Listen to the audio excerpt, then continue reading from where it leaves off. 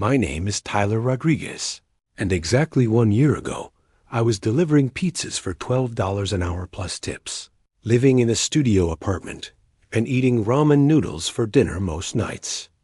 Last week, I signed the papers on my first $1 million business deal. But this isn't a story about getting lucky with cryptocurrency or winning the lottery. This is about how paying attention to something everyone else ignored turned a minimum wage job into a life-changing opportunity.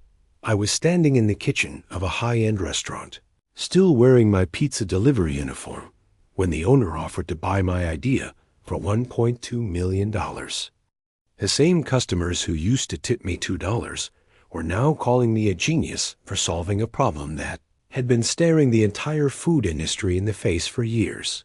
If you're watching this, hit that like button and subscribe, because this story proves that $1 million ideas are hiding in plain sight if you know how to look for them. Drop in the comments where you're watching from. I want to know where my fellow working class entrepreneurs are. This is my story about how delivering pizzas taught me more about business than any MBA program ever could, and how one simple observation changed my life forever.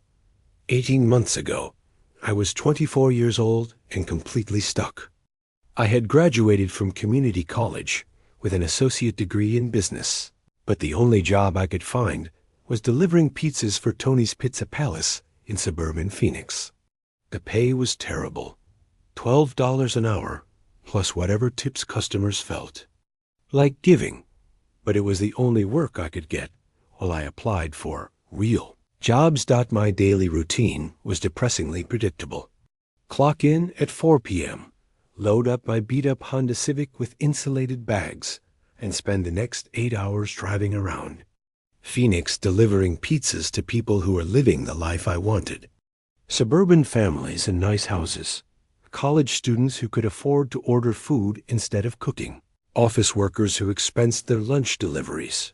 "Tyler, you've got 3 deliveries to Scottsdale," my manager Mike would say, handing me addresses in neighborhoods where the houses cost more than I'd make in 10 years. The tips varied wildly depending on the neighborhood.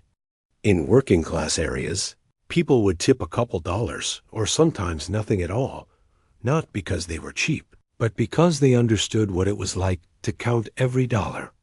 In wealthy neighborhoods, tips were either incredibly generous or surprisingly stingy, with no middle ground. "Keep the change," a customer in a $1 million house would say, handing me exact change for a $47 order. Meanwhile, a single mom in an apartment complex would tip me $10 on a $15 order because she remembered what it was like to work for tips. The job was physically exhausting and mentally draining. I was putting 200 miles a day on my car, paying for my own gas, and dealing with traffic, difficult customers, and the constant stress of trying to make deliveries on time. Most nights, I'd come home with maybe $80 to $100 in total earnings, barely enough to cover my rent and basic expenses. Is temporary, I kept telling myself. I just need to find a real job and get out of this cycle. But after 6 months of job applications and rejections, I started to realize that maybe I needed to create my own opportunity instead of waiting for someone else to give me one. The breakthrough came during what seemed like just another frustrating night of deliveries. I was working a busy Friday evening shift, running behind schedule because of traffic, when I noticed something that I'd been seeing for months, but never really thought about. I was delivering to an upscale neighborhood in Scottsdale, carrying 3 large pizzas to a house where a family was clearly hosting some kind of gathering. As I walked up to the front door, I could see through the windows that they had about 15 people inside, but they had only ordered 3 pizzas. "Thanks so much," the woman said as she took the pizzas. "I wish we could have ordered more variety, but coordinating orders from different restaurants is such a nightmare." As I walked back to my car, I started thinking about what she had said. This wasn't the first time I'd heard customers mention wanting food from multiple restaurants, but being frustrated by the logistics. In fact, it was something I heard almost weekly. Later that same night, I delivered Chinese food from my second job. I had started working for a Chinese restaurant on weekends to make extra money. The customer, a guy in his 30s, made almost the exact same comment. I really wanted pizza too, but ordering from two places is too complicated. That's when it hit me. I was seeing the same problem everywhere, but nobody was solving it. People wanted to order from multiple restaurants for parties, office events, or family gatherings. But the existing delivery apps were designed around single restaurant orders. Sure, you could place multiple orders, but you'd pay separate delivery fees, deal with different arrival times, and coordinate with multiple drivers. What if there was a way to order from multiple restaurants and get everything delivered at the same time by one driver? I thought to myself, the more I thought about it, the more obvious the solution seemed. I was already driving all over the city, hitting multiple restaurants in the same area. What if instead of making separate trips for separate orders, I could coordinate pickups from multiple restaurants and deliver them together? I spent the next few weeks paying closer attention to delivery patterns and customer complaints. I started asking customers casual questions about their ordering habits, and the responses confirmed what I suspected. There was a huge demand for multi-restaurant delivery that nobody was addressing. We're having a birthday party next weekend. One customer told me, the kids want pizza, the adults want Thai food, and I want Mexican. But ordering from 3 different places is going to cost me like $30 in delivery fees alone. My office orders lunch every Friday, another customer mentioned. But we can never agree on one restaurant, so we end up just getting pizza every week because it's the easiest option. I decided to test my idea on a small scale. I approached my manager at Tony's Pizza Palace and proposed an experiment. What if I offered to coordinate multi-restaurant deliveries for customers who wanted variety? You want to deliver for our competitors? Mike asked, confused. Not exactly, I explained. I'm talking about customers who want pizza and something else. Instead of losing the entire order to a competitor, we keep the pizza portion and I coordinate the rest. Mike was skeptical but agreed to let me try it with a few regular customers who had mentioned wanting variety in the past.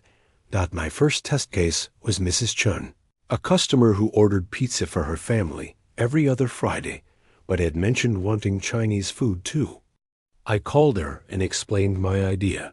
She could order pizza from Tony's and Chinese food from Golden Dragon, and I would pick up both orders and deliver them together for a single delivery fee.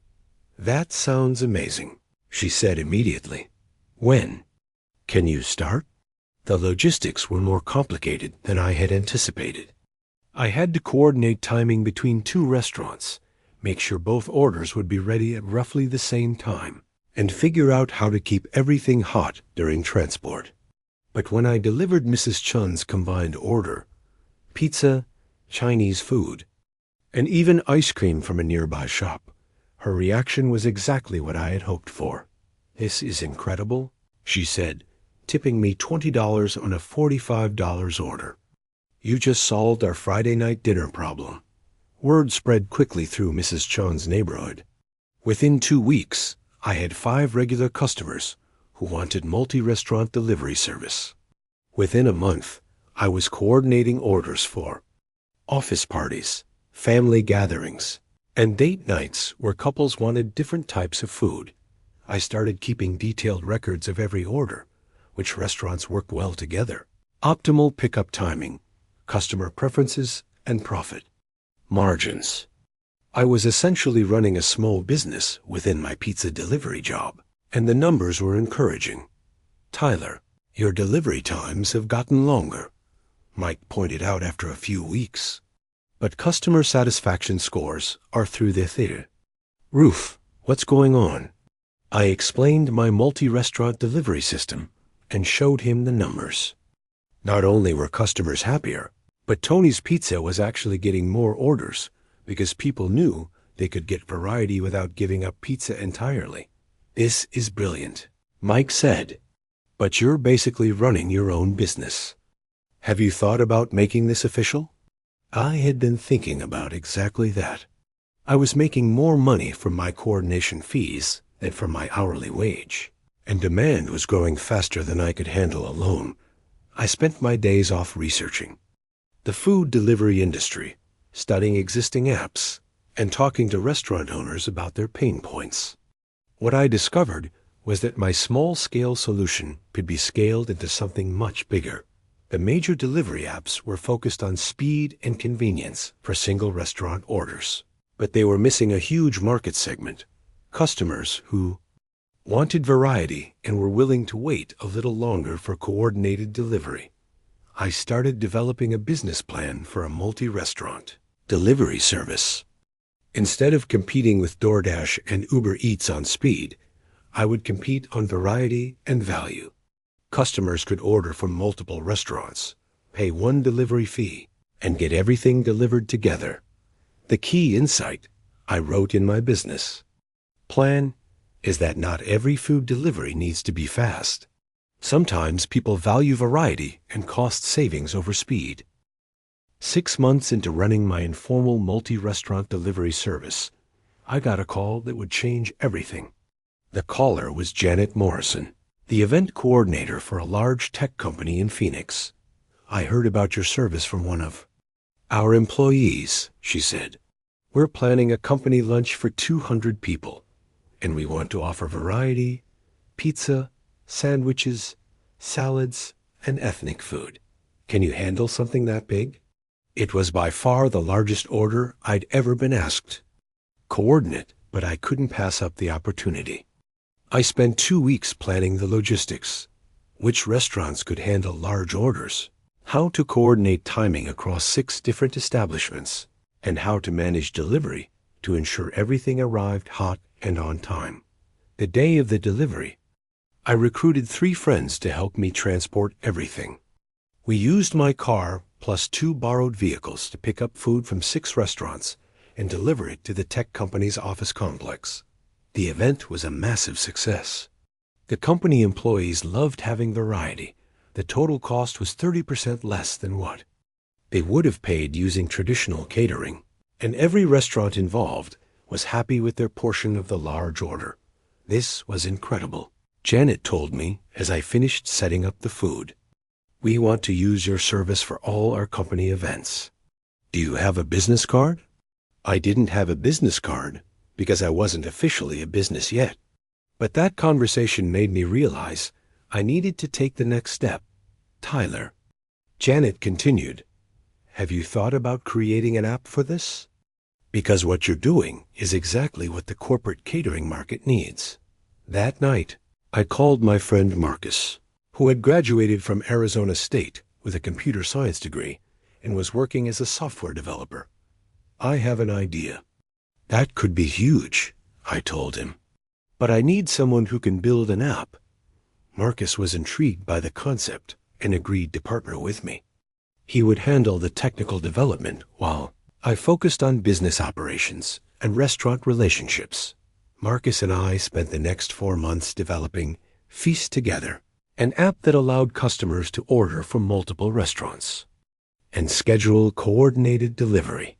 The app solved the logistical challenges I had been managing manually: timing coordination, route optimization, and payment processing across multiple vendors. We launched with 20 partner restaurants in Phoenix and focused initially on corporate catering and large family orders. The response was immediate and overwhelming. "This is exactly what we've been looking for," said the office manager at a law firm that became one of our first regular customers. "We can finally offer variety for office lunches without the headache of coordinating multiple orders." Within 3 months, we were processing over 100 orders per week. Within 6 months, we had expanded to Tucson and were generating $50,000 in monthly revenue. The unit economics were strong. We charged a coordination fee of $8 to $12 per order, plus a small percentage of each restaurant's portion, and our costs were primarily driver wages and app maintenance. But the real breakthrough came when we caught the attention of restaurant owners who saw FeastTogether as a solution to their own problems. You're helping us reach customers we never could have reached on our own, explained Rosa Martinez, owner of a family Mexican restaurant. When someone orders pizza for a party, they might add our tacos. We get business we would have lost to the pizza place. Restaurant owners started approaching us about partnerships, and we realized we had created something valuable, not just for customers, but for the entire local food ecosystem. The turning point came when David Kim, owner of 3 upscale restaurants in Phoenix, asked to meet with us. "I've been watching your service for months," he said during our meeting. "You've solved a problem that the entire industry has been ignoring. I want to invest in your company." "We're not really looking for investors." "Yet," I replied, "what if I told you I wanted to buy the entire company?" He asked. David's offer was serious. He had been planning to launch his own food delivery service focused on upscale dining. But after seeing FeastTogether's success, he realized that multi-restaurant coordination was the future of food delivery. Major apps have focused on speed and convenience, he explained during our negotiation meeting. But you've identified a different value proposition: variety and coordination. That's worth a lot more than people realize. His initial offer was $800,000 for the company, plus employment contracts for Marcus and me to continue running operations. After 2 weeks of negotiations, we settled on $1.2 million, $600,000 each. For Marcus and me, got the day we signed the papers. I was still wearing my pizza delivery uniform because I had come straight from my shift at Tony's. The irony wasn't lost on me that I was finalizing a $1 million deal while dressed as a minimum wage worker. "A year ago, I was delivering pizza to your restaurant," I told David as we shook hands. "Now you're buying my company. That's exactly why this idea is so valuable," he replied. "You saw the problem from the ground level, from the customer's perspective. That's insight you can't get from a boardroom." The acquisition allowed David to expand FeastTogether statewide and eventually nationwide. Marcus and I stayed on as regional managers, earning 6-figure salaries while helping scale the business. We had started, but the most satisfying moment came a few weeks after the sale. When I went back to Tony's Pizza Palace to tell Mike I was leaving. "You turned delivering pizza into $1 million business," he said, shaking his head in amazement. "I've been in the food business for 20 years, and I never saw what you saw. The experience taught me that $1 million opportunities aren't always about revolutionary technology or groundbreaking innovations. Sometimes they're about paying attention to problems that everyone else has learned to ignore and having the persistence to turn observations into solutions." I still drive through the neighborhoods where I used to deliver pizza, but now I see them differently. Every frustrated customer comment, every inefficient process, every small problem that people accept as just the way things are represents a potential business opportunity. The pizza delivery job that I thought was holding me back actually gave me the perspective I needed to identify a market gap that bigger companies had missed. Sometimes the best view of an industry comes from the bottom, where you can see all the problems that management never encounters. If you're working a job that feels like a dead end, pay attention to the problems you encounter every day. The customers who complain about the same issues, the inefficiencies that everyone accepts, the solutions that seem obvious but don't exist yet. Those observations could be worth more than any college degree. Leave in the comments if you've ever noticed problems at work that could be business opportunities. And if this story inspired you to look at your current situation differently, hit that like button and subscribe for more stories about turning everyday observations into life-changing opportunities. Remember, the next $1 million idea might be hiding in the job you think you want to escape from. Sometimes you have to deliver a lot of pizzas before you can deliver the solution that changes everything.